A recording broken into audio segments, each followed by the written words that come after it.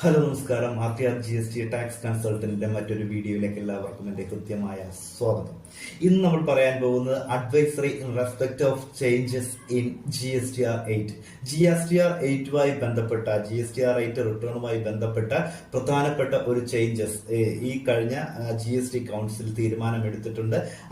എന്താണ് ആ പ്രധാനപ്പെട്ട ചേഞ്ച് എന്നുള്ളതാണ് ഇന്നത്തെ ഈ വീഡിയോയുടെ പ്രധാനപ്പെട്ട കണ്ടന്റ്.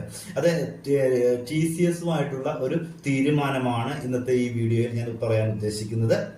അതായത് ഓഗസ്റ്റ് 2, 2024 ഈ നോട്ടിഫിക്കേഷൻ വന്നിരിക്കുന്നത്.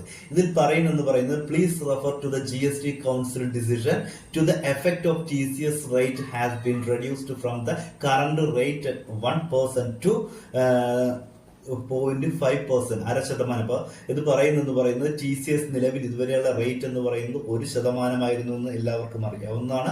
ആ റേറ്റ്